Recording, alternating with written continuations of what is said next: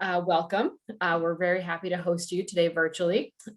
Today we'll be talking about the fields of cybersecurity and digital forensics post-pandemic and how professionals can pivot to stay resilient. My name is Amanda, and I will be moderating this session today. Just a few session logistics to get us started, some housekeeping type stuff. Everyone, as I think a couple people have noticed in the chat, you have been muted as participants and your cameras are off. So just please make sure to keep that way so we don't get a lot of background interference noise. At the end of our discussion today, we'll have an opportunity to do a Q&A feature. When we get to that point, we'll be taking questions through the chat function.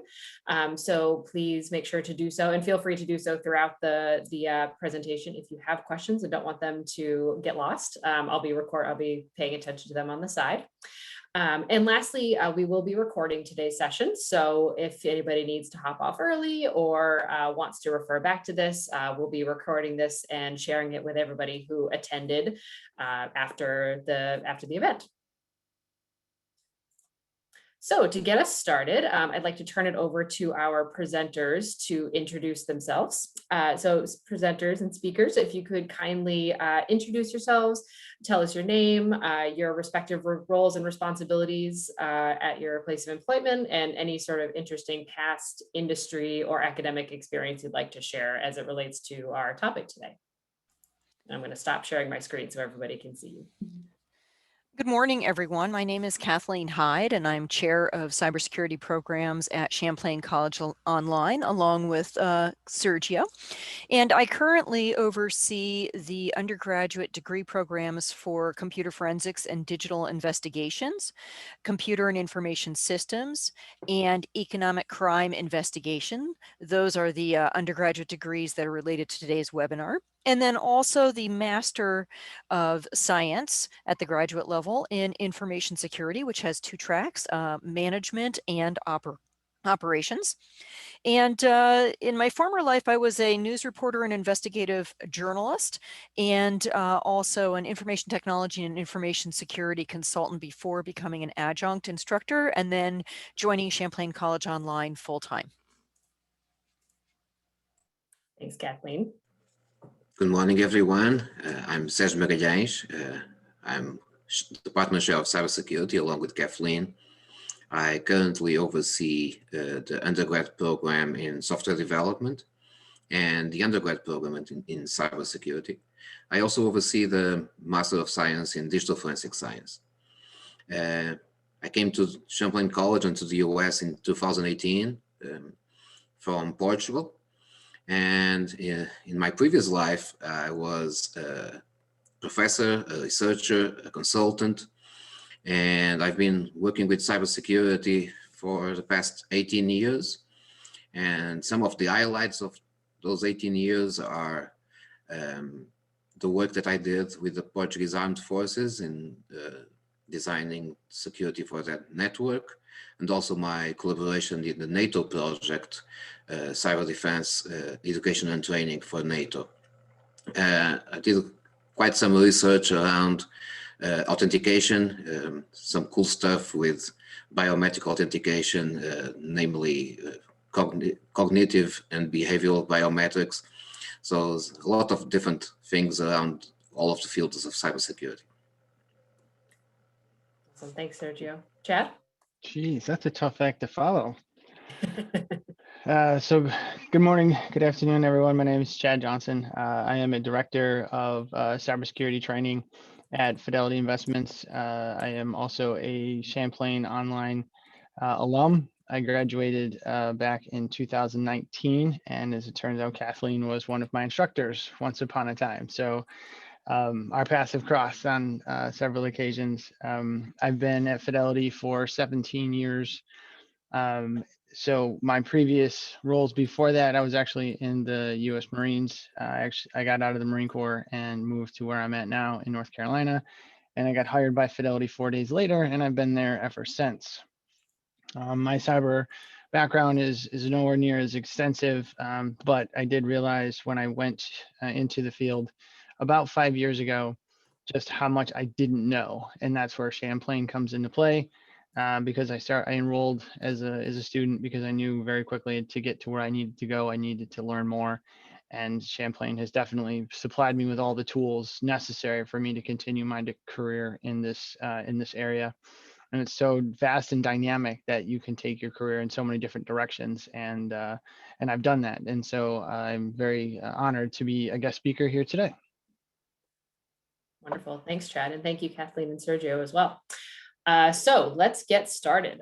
So first question, looking back on 2020 and the transition that most of us, if not all of us, have made to remote work during the COVID-19 pandemic, what was one of the biggest challenges that the cybersecurity and digital forensics industries had to overcome? And in your opinion, did they do it successfully? I'm going to say that remote work was probably one of the biggest challenges. With everybody going remote, we had a lot of data going everywhere, and I think that's kind of an understatement. We had to pivot very, very quickly, and I think we handled it well. That doesn't mean that we were without breaches. It doesn't mean that we didn't have issues or that there weren't vulnerabilities in the security. But overall, I think that most of us handled it well, and I think many of us are still working remotely. And so we're continuing to address, as we need to, different challenges with respect to the pandemic and what it's brought us. Yeah, I would say that a lot of the organizations were not ready, namely with contingency plans, for instance, to having everybody working outside of their infrastructure. We've been becoming more ubiquitous. Everybody has sales forces that need to connect, but one thing is to have 4 or 5% of the organization working from everywhere, and probably with a lot of training around to not connect to the wireless network at the airport or at the hotel, use your VPN. So a lot of training around all of that for the people that were doing that. And all of a sudden, everybody, even people that never imagined having to work from outside of the protection of the physical infrastructure, had to pivot. And I don't think that contingency plans were ready for that. And I'd have to say that we talk about the enterprise, but we also need to not forget what happened with education. Because we saw a lot of higher ed institutions, including Champlain, as well as K through 12 institutions have to go to remote learning. And that posed a significant, security issue with respect and also scarcity issue with respect to resources that were available to address the security issues. Yeah, I couldn't agree. For us in the private sector, it was kind of a real shot in the arm. Fortunately, we had instituted programs about 2 years prior where if you connect remotely, it's auto VPN. So you have no choice but to go through our VPN, and we had put that in policy prior to. And then when we actually went remote, I remember it pretty vividly because it was my daughter's birthday the day that our company had said, everybody work from home tomorrow. We're going to test the system. And by Monday, we never went back. And so it was like within 72 hours, the swing had already been made. The decision was on, and it was like, okay, can we make this happen? Fortunately, our our cloud infrastructure team was ready, and they were able to quickly spin up servers that we needed in order to support us completely 100% remote workforce. It wasn't without its fair share of challenges, for sure. From my perspective, I was getting a knock at the door from some of our very senior leaders. They say, okay, we need to train our users on how to be safe at home. How do we do that, and how do we do it quick? And so I had to come up with new training and develop new things that I could, and at lightning speed. Usually it takes me about 60 days to get a training from, pieces, stick figures on paper to something associates can absorb online. And I had to shrink that timeline into like 14 days. So it was, let's get this done. Let's get it done quick. So truly agile environment, right? Like, try it. If it doesn't work, let's try something else. If it doesn't work, we were failing forward, but we were failing fast, but we were failing forward. And we've learned just a tremendous amount about how to handle that type of traffic on our network all the time. And the other thing, Kathleen kind of touched on it, that I know some of the folks that have been having issues with is your home internet bandwidth. My wife and I both work at Fidelity, and so there were times when our video calls wouldn't work in the beginning because, I'd be starting to stagger because she's on a video call and vice versa. And I know a lot of folks were struggling with that same situation, especially if they had, children that had to be online at the same time. So, I think, internet service providers and things like that have also done a tremendous amount in the space in order to give us that capability to be able to continue to work and be effective while we're in a remote situation. Yeah, Chad, actually, that's something very interesting about that. I think we were kind of lucky. I had to upgrade my internet too, because same problem. My daughter had classes, I had video calls, but the interesting thing, when this started, I was a little bit worried, can the ISPs handle all of the need? I think we were a little bit lucky because all the preparations for the 5G meant that there were a lot of cables already in place that were going to be used for the 5G, that the ISPs could transition to provide that extra capability to the regular infrastructure. So in some ways, we were really lucky. I know that in the European Union, they had to impose limits to YouTube and Netflix to how much they were using the network, because they had to guarantee access to everybody. In the US, because of all the work that had been in preparation for the 5G, we were kind of lucky with that. But that's a very good point. Yeah. The other thing too is that it's hard to believe and to think back, but only a year ago we were talking about Zoom vulnerabilities and what was happening with Zoom. So if you flash forward to now and you think about the differences in security that we have then versus now in some of the platforms that we use, it's really quite different. It is, and kind of makes us ask what happened to security by design, and what happened to the non-functional requirements. Sometimes we look into the need to get the product to market and just focus on what the product can do, and it kind of cost a little bit to Zoom, because a lot of federal agencies and a lot of public organizations had to go to stop, to ban the use of Zoom because of all of those vulnerabilities. So it also shows that security by design can actually be an important factor in the success of a product when rubber hits the road. Right. Yeah. And so like our CIO, his motto is security shouldn't slow you down. It should let you go faster. And so I think in this case, that's kind of what happened. Like we were forced to, as a result of a pandemic situation, move fast. And we had to immediately start thinking, I need to move fast, but I need to be secure when I do it. So it wasn't a choice anymore. It was, this has to happen because we're against the wall. And so, I think you guys hit the nail right on the head, that it's now that it's not a secondary thought anymore. It's one of the primary thoughts as we continue to move forward, and especially Sergio in your area where it's software development, right? Like we have an entire program that teaches software developers about security. And that's like the first thing they do when we hire them in the first 30 days. They have to go through our software development security program. And so now it's not optional, it's mandatory. And for that exact same reason. So you all touched on multiple questions that we're going to ask throughout this. So it's makes it very easy for me to pivot and be the moderator here. So thank you. So I want to talk a little bit about, Kathleen, you touched on this when you're, speaking about, this time last year, we're talking about Zoom and Zoom vulnerabilities.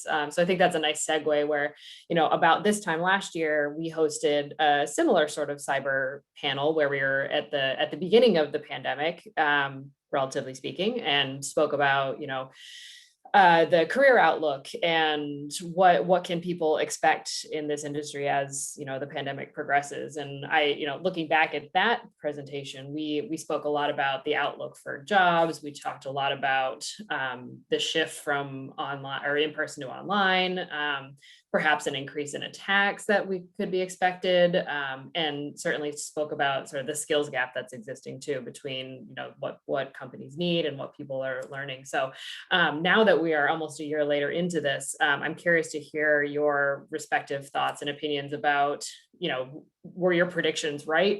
Did the trends follow what you expected them to do? Did you see new things popping up here? But where do you feel like that landed?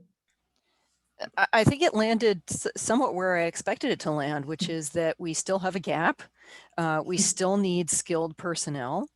If anything, we need more of them, especially now that we're going to be going into a post-pandemic mode, which is going to greatly shift again how the enterprise organizations are doing business. And so what I see is that, it didn't change much other than it increased the need for skilled professionals and across the board.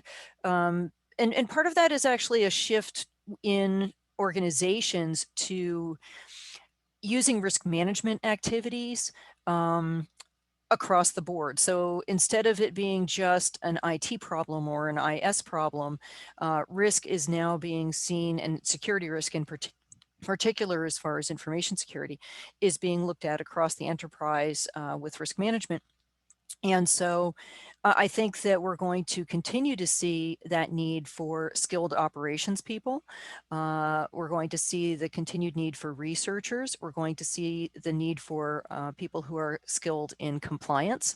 And I think that it's just going to mean, and certainly with the number of breaches that we had last year, they didn't let up. We're going to see the need for people who can develop secure software and secure solutions across the board. So I see and continue to foresee that we're going to, see numbers where we're just going to need more people. And that is going to mean that we need to look at having a diverse workforce in cybersecurity. Yeah, and so not exactly, educational, but so to address some of the skills gaps, so I've been mentoring men and women coming out of the military for almost 15 years at this point. And so as I start to see them transition out, I'll be quite honest, some of them are more qualified to do my job than I am. And so the military and the DoD is recognizing that same question, right? Like, how do we create a situation where this is becoming something that folks are going after as a viable career path? Because they recognize that, we're going to continue to go down the digital path. We're going to continue to get further and further in the digital age. And as more things come out, more technologies become available, that we're going to have to learn how to use them. We're going to have folks that can analyze them and be able to look at the data, right? Because the data just keeps getting bigger and bigger and bigger. Like, big data used to be this thing, like, what is big data and how do we deal with it? And now it's like big data is small data, 10 years later. And so as we continue to work with Microsoft and Google and Amazon in their cloud spaces, and how, companies continue to be more dynamic and be able to offer more bandwidth to their users and to their customers and things like that, it's only going to continue to get more expansive. And we're definitely going to need to have more people that come through the industry. As I mentioned, when I started at Fidelity, I knew how to do basic computer stuff. So most of my IT background is also kind of self-taught or taught in-house. And so, my children grow up with computers kind of in their hands. And so they sometimes are like, oh, come on, Dad, you should know how to do this. And they just like, boom, and they're off and running. And I'm like, well, somebody taught you how to do that, right? So schools, like, the evolution of being in the digital space is occurring. It's getting more and more sophisticated, and as we're in remote environments, our children or our students are also learning how to do that and be successful in those environments as a result. Yeah, and just to address your question directly, I think we got it really well.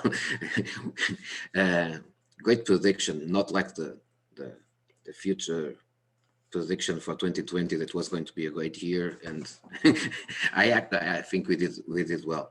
And the objective number that shows that it actually went down as we imagined is that we never saw unemployment rise in IS/IT professions. And a lot of companies, I don't know if you have that experience, but a lot of companies are reporting some having a hard time to find qualified people to fill their positions, regardless of how much they pay. Of course, there are different levels of payment for different skills, but even paying more than expected, it's getting harder and harder to acquire and retain qualified professionals. And yeah, Shad, as you were speaking, I know it's a little bit off topic, but the difference between the technological capability of a kid, I have a 17 years old daughter, and our generation, it's huge. And it also creates a big challenge for organizations like Champlain College Online. We focus on teaching the adults, but it's so different to work with an adult that is 25 years old, 40 years old, 50 years old. And that transition is going to continue as our kids start to be adults and need to continue to go back to school and continue to learn. And at the same time, we have this dichotomy between training and education. How do we provide the hands-on capability to solve the problems that we have and keep changing, and at the same time develop that abstract capability of thinking and solving the problems with a limited time? I am very proud that I believe we do a very good job of balancing all of that, but it's a challenge that shifts month to month. And so, yeah, I think that the pandemic showed that this is a field that is very resilient to crisis. The skill gap is still there, and I'm proud to say that we are part of the solution. I'm very glad that you mentioned the one thing, Sergio, which was the problem solving. And I think that that's one of the things that gets overlooked. Everybody talks about cybersecurity skills and trying to figure out what those are. And there's a shift going on right now in the industry of, do you go to training or do you do an academic career, and get a degree? Do you get an industry certification? What is going to be best? And one of the things that gets lost in that discussion is the fact that communication is so key, and that you have to have some of those soft skills that are absolutely required for people who are in the cybersecurity profession to be able to communicate clearly, both orally and written, and even visually doing presentations, and to speak to a very wide variety of people that you're going to be working with. End users, you're going to be working with vendors, you're going to be working with the C-suite. And so I think that sometimes gets lost, and that's one of the things that I think that we excel at in our online education is really working with the adult learner so that they are able to effectively convey all that they need to regarding cybersecurity, as well as the importance of cybersecurity and training and that type of thing to their stakeholders and constituents. Yeah, absolutely. I mean, I can speak to that like 100% because I'm always asked. So two things that I want to speak about is, like, obviously with cybersecurity, like the gambit of what you can do in cybersecurity is so vast that sometimes it can be tough for folks to find really what they're looking for. They say, I'm interested in cybersecurity. I'm like, okay, really? What do you know about cybersecurity? Is always the first question. And they're like, well, and then I'm like, okay, so we need to narrow it down a bit. But Kathleen, I think you touched on a huge point for me. I went into college before I went into the Marine Corps, and I was a terrible student. I didn't like it. I was like, I graduated, I'm good to go. And then, fast forward 20 years when I enrolled in Champlain, and the learning experience was so much different. the responsibility factor for me was much different. I mean, this time around, I'm paying the bills. So if I get bad grades, that's on me, and I have to redo classes, and that just didn't make any sense. And so, having to go through and kind of focus on my own personal learning theory was something I had to look internal. I mean, I sometimes I'm like, I wished I had college when I was in the pandemic, because then I would have had time to get my stuff done. Working full time and going to school full time was really tough. I was a full time student throughout my entire tenure at Champlain, and it came with its fair share of struggles, no doubt. But I think the biggest value I got, one, was that it helped me be more confident when I'm in those meetings at the C-suite level or at the senior level, because I understood what was going on, and it wasn't just I was kind of guessing and then having to Google like all these acronyms that people are using. I knew what all that meant. But what it really did was it allowed me to be a much stronger communicator, a much more competent communicator, both in email and face to face. And so it is the soft skills very often that I spend time on in my organization, because we get so focused on the technology that we forget, like, my job is to raise the next leaders of this company. And so they can be as technical and down in the weeds as possible, but if they can't articulate that message of where the vulnerability is and how it's impacting us to our CEO, who is like, listen, I need you to cut to the chase. What's our vulnerability? And if they can't articulate that appropriately, then we put ourselves at risk. And so that's where we're teaching those next level folks who are super, super smart. They understand all the X's and O's, but I'm like, we got to prep you to talk to our CEO because you're not ready. And so that's the stuff that Champlain really helped me bridge that gap and really fast forwarded my career. Thanks, Chad. So I want to take a question from our chat, because I think it's a good flip side of a question that we've already sort of asked. So thank you, Thomas, for that. In addition to cybersecurity professionals having to change their methodology due to the pandemic, the bad guys have also had to pivot, using his words. So do you all anticipate a surge in cybercrime and attacks as we start to approach what we're calling the back end of the pandemic? I'm going to say that, oh, go ahead, Chad. I was going to say, just some of the research that we've already done. I connect with our threat intel folks a lot. And so just looking at what we've done, right, like phishing hasn't gone anywhere, and it probably will never go in. It'll still be that avenue because they attack the people factor, right? We're emotional creatures. We react based on our emotions at that moment in time. And so I would say, yes, they are absolutely going to pivot. They're going to take advantage of every potential vulnerability that they can find. And so we're always trying to stay one step ahead. We see 0-day stuff hit us all the time, and we're like, okay, how do we fix it? Like, how do we address it? And things like that. So 100% that the cyber criminals are going to continue to try to take advantage of the system when and wherever they can. And we have to continue to try to stay ahead of them in order to be able to serve our customers and our clients the way that they expect. So this kind of goes into, I think, one of our next questions, Amanda, but I think it's pertinent, which is that as we approach the back end of the pandemic, we're going to see organizations and workers pivot again. Some of them are not going to stay remote. As much as they may like to stay remote and they've enjoyed being remote, or some of them are running back to the office. They don't want to stay remote anymore. They're done with the remote thing.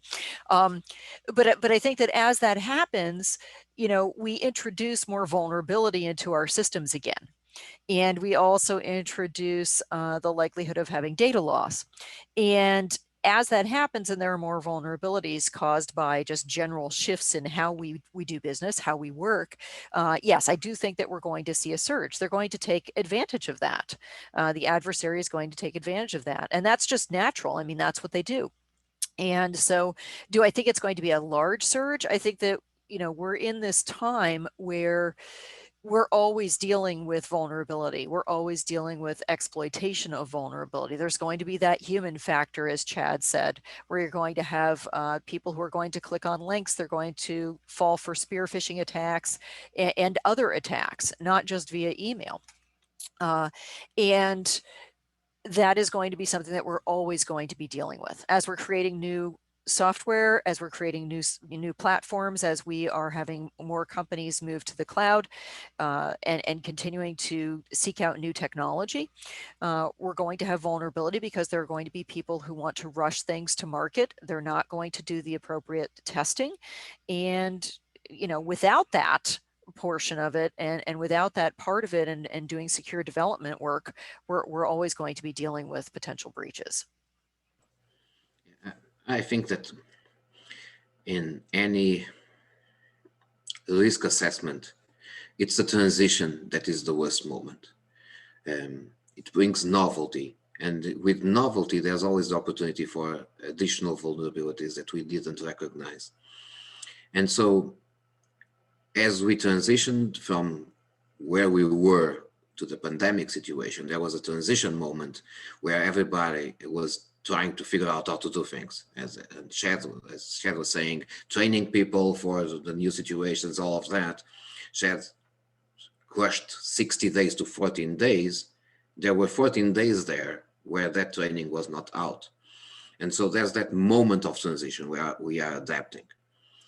When we go back, we'll have different situations where some organizations will go back not where they were, but to the use of the infrastructure that is more where they were.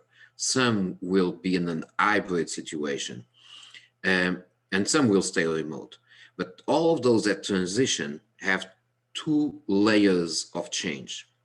One is the real change, the real technological change. Okay, I'm all set using VPN, that's what I've been doing, and now I go back to office and I'm back inside the infrastructure. Maybe we hired more people, and now as everybody comes back, the infrastructure is not really balanced to have that people inside, because we were shifting resources to everything that was providing services to outside and not to inside. There's a moment there adjusting to that. So that's the real stuff, the technological stuff that is actually happening, changes that are actually happening that can be used, as Thomas was saying, by the bad guys. But there's also the perceived change. So even if we go back and everything is ready, people will perceive that something changed. I'm no longer at home, I'm now at work.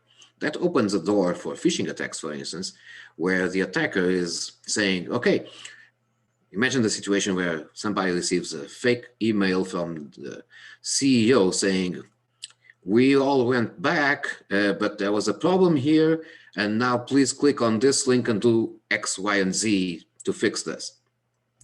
There was no actual problem, but there was a perceived change that made people more open to that type of scam.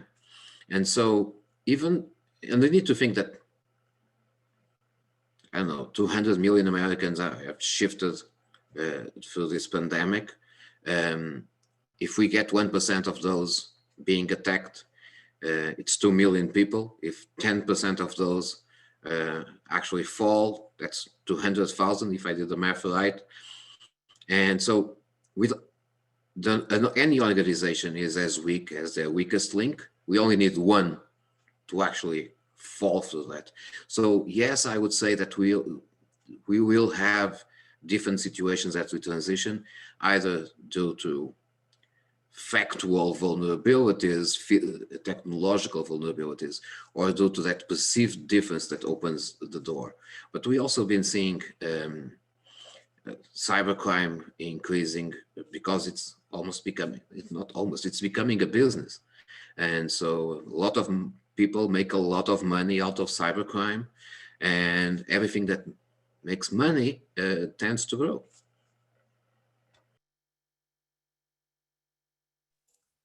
Great.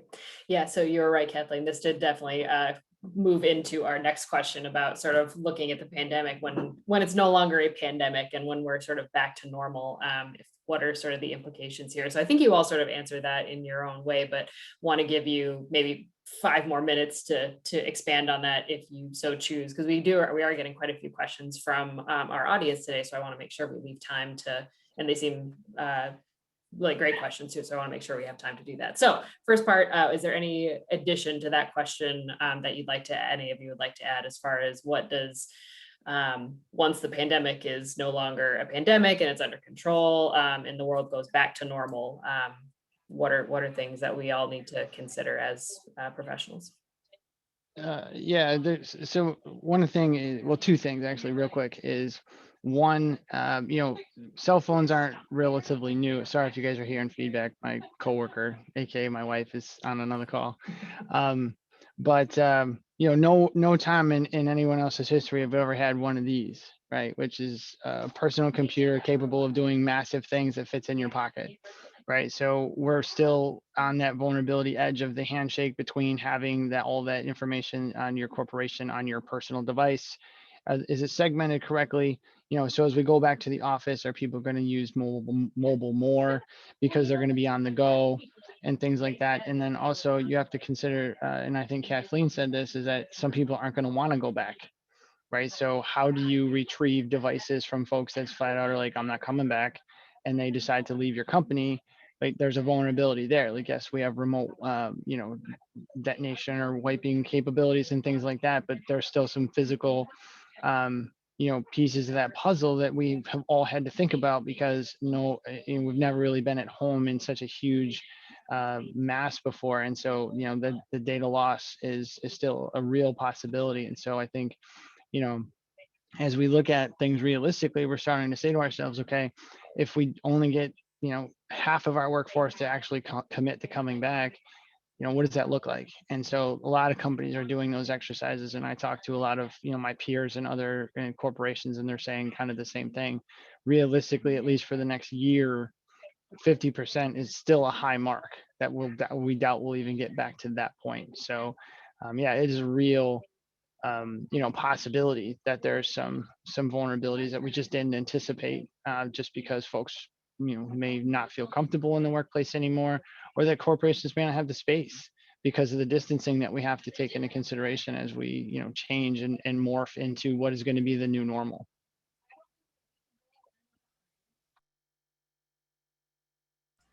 I think one of the things that I just wanted to bring up, and this is not necessarily post-pandemic, but it's right now where it creates an issue and a potential for someone to attack, is the fact that we've got so much going on with vaccination. And there's so much being done via email. There's so much data that is being captured via new systems that are and aren't working. And so certainly that's something that we need to keep an eye on. And I think that is going to be something that we're always going to be dealing with. That creates kind of a, revolving way to gain income for someone who is an attacker, if we're going to have vaccinations every year. So that's kind of a ready source for them. So that's just something that we need to, it's a small thing, I know, but it creates, a new attack pattern that they could utilize via phishing, or, simply looking for an unprotected database that contains all of that PII. And certainly what we saw in 2020, when I was going, in preparation for this webinar, I was going back through and looking at some of the breaches that we had, and a good deal of the large breaches that had millions of records compromised were due to database issues, where the database simply was not secure. And so we need to be looking at that as well. Yeah, and I think that another challenge that is coming down the road is that privacy protection regulations were kind of placed in the back burner with everything that was going on, that nobody has time to worry too much about that. But the GDPR in the European Union and the GDPR-alike regulations that we have across the world and are coming down the road too. And we have the California Consumer Privacy Act. A lot of states were looking into adopting something like that. And with the pandemic, there was no time to think about that. Technology was all about keeping people safe and trying to just keep things running. And as we start transitioning back, there will be some change in focus. And I believe that we will start going back into that discussion. and that will add to the pressure because organizations will be pivoting for a long time, as Chad was saying. And with the shortage of resources, we also have people working from a lot of places, and they don't want to move to wherever they are needed. They want to work from there. So we will be pivoting for quite some time. And during that time, and I'm going to risk a prediction here, maybe we'll talk about that in a year, in another webinar. I think we'll be hit with the need to follow more of privacy regulations, and that will add another layer of complexity to our organizations deal with technology and data. Thanks, guys. So you started touching a bit on the personal identifiable information and COVID and hospitals and higher ed, and it touches really nicely into a couple of questions we're getting in the chat. So if you all are amenable, I'd like to pivot to the questions that we're getting there so we can get those answered. I think it continues the discussion really nicely. So one question that we have, so specific to computer forensics, what have been the effects of COVID-19 on field operations? So crime scene operations, equipment handling and seizure, chain of custody, and then the hands-on analysis back in the lab. How can this process be improved upon for the potential COVID strain number 2, number 3, and beyond? Yeah, so that's a tough question to answer in a couple of minutes, but it does change how we do things. So that's basic digital forensics 101. Go into a crime scene, look for evidence, look for USB drives, stuff like that. Well, if we are looking into a data breach internal to the organization, USB drives are in their homes. So it's not the same thing. And so try to discreetly observe the situation before you actually act. If you have to go to somebody's house, you're way down the path and it's too late to be discreet. And so everything changes. And even for law enforcement, it's not the same. People have to be careful with what they are doing and how they are doing because they are trying to stay safe. But the fact is that law enforcement, it was not by accident that so many law enforcement agents got contaminated, infected by COVID, and so many died. They were doing their job and they had to risk and to take the risk, and a lot of them suffered because of that. It's not easy to answer in 1 minute, but it did change a lot in the field of digital forensics in terms of what we can do and how we do it. And it's a big challenge, especially for internal investigations in organizations. Thanks, Sergio. Kathleen, look like you unmuted yourself. I just was going to say that I think it changed the field operations, meaning that, yes, there were devices that were still being seized, but as far as the labs were concerned, you had a lot of labs where people couldn't work. You know what I mean? You had to have social distancing. And so that kind of threw the lab environment into, they had issues keeping up with the device seizures and examinations, and a lot of labs were already having issues with keeping up with the number of mobile devices that needed to be examined. And on the cyber/incident response part of digital forensics, when people pivoted to remote work, that made it a bit more difficult, and they had to find new ways to do the examinations that they were doing to look at network traffic and things like that, simply because they weren't in the office. So that's just a quick answer there, because I know we've got other questions and people want to know more about our programs, which we'd love to talk about. So yes, yeah, just a quick one. I think it's a very clear example. Usually we avoid collecting data through networks. We try to collect data in a way that changes the evidence to the least extent possible. In this situation, many times it had to be through the network. That's it. All right. So to Kathleen's point, we do have quite a few questions about our our programs here at CCO and how they're related to this topic. So I think we can pivot that direction a little bit to get some of these answered, because we could spend a whole nother webinar on these, and we certainly do. And I'll give you the plug for that at the end of this event. But maybe to get started, wanting to know what prep does Champlain provide for security posturing, as well as how can we mature our organizations?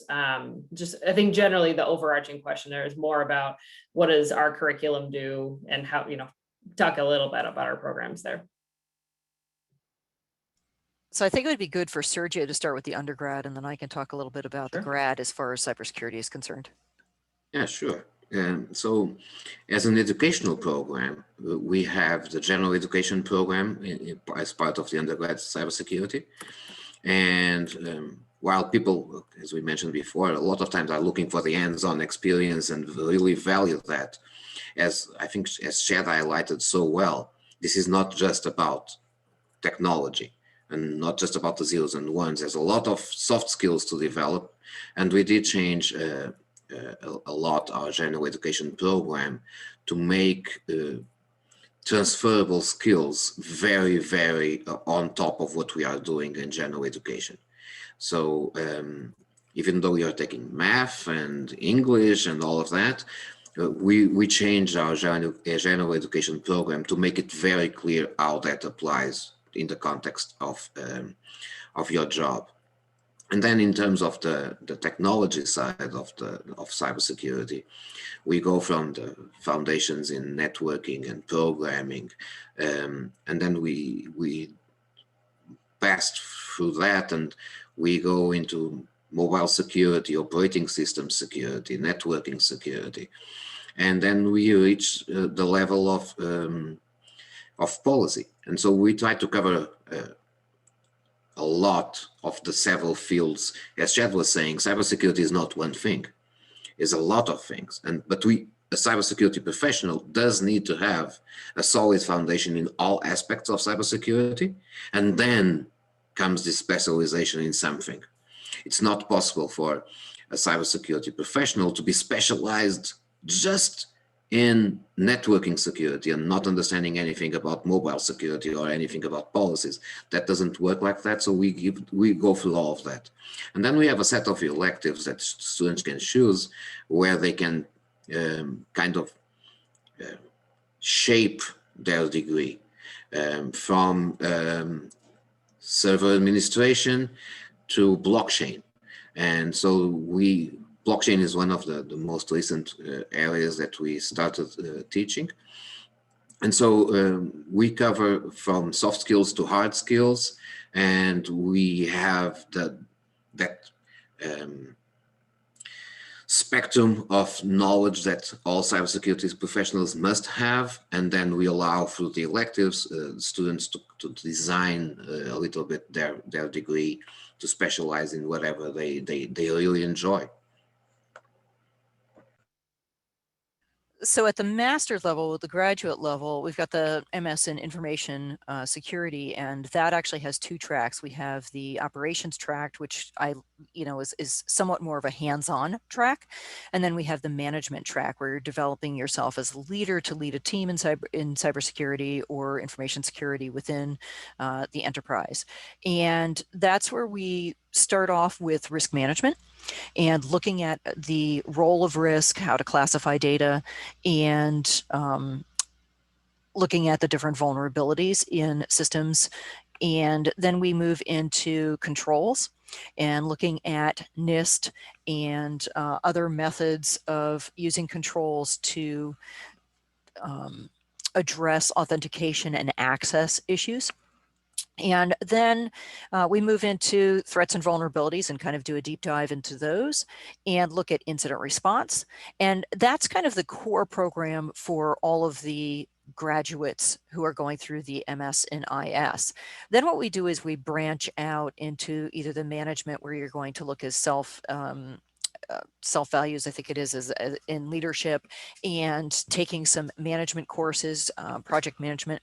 And then we've got the operations side of the house, which moves into malware analysis, as well as really digging into that hands-on, so software testing and security testing, and then culminating with a war games environment where we've got teams that are pitted against one another. They have to both attack and defend using all of the tools of the industry. And we try to put those into every single one of the courses in the graduate degree program. So there are a significant number of labs where you're working actually with the tools in the industry. So both open source as well as commercial. And that includes also the commercial forensic tools that you would utilize for examination. And with respect to compliance, because I know that there are a lot of issues regarding different risk frameworks and also compliance, those we kind of take a deep dive into in some of the electives, as well as they're embedded in the courses in the master's program. Now, on the undergraduate side, as far as forensics are concerned, we're looking at both kind of the law enforcement side of forensics, where you're doing, forensics for law enforcement. So, child pornography investigations, things like that, and dealing with the laws of search and seizure, as well as good preparation of the evidence before you're even doing the examination, to make sure that you have a methodology, that you are following best practices, and you're doing things to industry standards. And again, utilizing labs to basically familiarize the students with both open source as well as commercial forensic tools. And I think that there's a significant amount of hands-on with respect to the digital forensics program at the undergraduate level. And then that moves into the graduate level digital forensics, which I'll let Sergio speak about quickly. Yeah, so the grad digital forensic science program is also a program that has, being a master, it has a lot of reflection, and it has that advanced level of that goes into the specific details of digital forensics, even though the program is designed to accommodate different backgrounds and career changes through some courses, the first courses. The fact is that digital forensics is a master that is starting to shift a little bit more into the incident response. So we are still very strong on everything that is related to law enforcement, but we are also now recognizing that there's more and more of the incident response side, and that we need to address that. Just going a little bit back to the cybersecurity program, because I saw a question there associated with that, and how we are pivoting a little bit our program because of what's going on. I can tell you that we are changing our policy class at the 400 level to look more into first-party vendor policies. That's just an example of how we react to what's going on and try to make a quick change. Thank you both for giving that brief overview on all of our actual programs here. So I'll tell this, I've been keeping this in the chat with a couple folks too, but I'll sort of announce it here again too, and I'll share this on screen in just a moment. But we do, Champlain College Online offers monthly webinars that go much more deep into individual programs that both Kathleen and Sergio have mentioned here. So it's really focused on that one individual program. So I'll be sharing that link at the end of this, and very much encourage anybody who's interested in, finishing a degree, getting a degree, anywhere on that spectrum to look into that, and to look into it. So let's see, everyone, I think we probably, go ahead, start, Chad. So can I specifically address the last question that Spencer just asked from a former student's perspective? Yeah, absolutely. So Spencer, I read your comment, and so what's the value of choosing Champlain over Joe's College of Computer Repair and basket weaving? One, I think basket weaving is a great tool to be able to move water from point A to point B. It's probably not going to help you much in the cyber area, but on a more serious note, so similar situation. I saw that you said you were in cybersecurity for 7 years, and you're trying to figure out, is this program going to vault you to the next level? And from my perspective, I can say yes. I've been with my company for 12 years when I enrolled in Champlain, and I went from being a senior analyst to a director in a little over 4 years as a result of, being a student, learning more about the industry, understanding the direction that I wanted to go in. If nothing else, being part of the undergrad program, it helped me figure out this is what I don't want to do and this is what I do want to do. Ultimately, where do I want to take my career? I want to go into threat intel. So I work with those guys all the time because I know that that's kind of what really piques my interest, right? Trying to figure out how to keep ahead of the bad guys and things like that. So I would say that if you're considering, going to Champlain, they work really well with the students. My academic advisor was awesome. She checked in with me all the time. If I had any questions, she was there to help. I was fortunate enough to have VA benefits being a former Marine. My VA counselor was always like, hey, do you need anything? They would check in with me. And, again, being somebody who was working full time and going to school full time, it was a struggle at points, but they were always there to support me in everything that I needed. My instructors were always great at getting back to me quickly because I didn't have a lot of time. So when I sent a message, I needed an answer quick. And most of the time I got the answer I needed when I needed it. So, from my perspective, everything I got out of Champlain absolutely vaulted my career to where I'm at now. And I would not have been able to do that if it wasn't for the tools that I got from being a student at Champlain. Thanks, Chad. Yeah, that answered it very nicely, I think. And I hope, Spencer, you find that helpful. So I think we have about 4 minutes left. So probably the last question that I know there is an answer for, and I want to make sure we get to, is somebody talking about certifications versus masters and sort of credentials. So is getting a master's degree, better than an industry recognized certification? So what has more weight in terms of credentials, and maybe how do prospective companies that they're looking at for employment look at those various credentials? Well, I'm going to turn that back and say, what do you want to do? And that is because that is actually a career question. Yes, a master's is different from an industry certification. Yes, certain employers require industry certifications, and maybe they're not looking for masters. For a long time in information security, cybersecurity, we had kind of this standard employment, job application description, which said that you needed to have a master's and 10 years of experience. And that is changing. The industry is changing because they recognize that we have that skills gap, and we need people who maybe they've had training and they're going to start with training. Maybe they want to move up and they're going to get a master's degree and they have a bunch of industry certifications.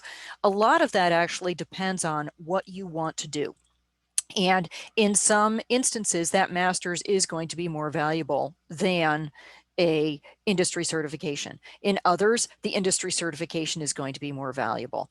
In my opinion, you really need both. And that is because you are fully developing yourself as a professional, and then you are also giving yourself the opportunity so that in the future, you can continue to move forward in your career. And that's because today, people don't stay in the same job for 30 years. They're moving about. They have different interests. They have, different motivations. They have different wants and needs. And so do the companies. And so it's one of those things where what we like to think of, and I think it's very, very true of the people who are our students, the adult learners who come to us, is that we all consider ourselves lifelong learners.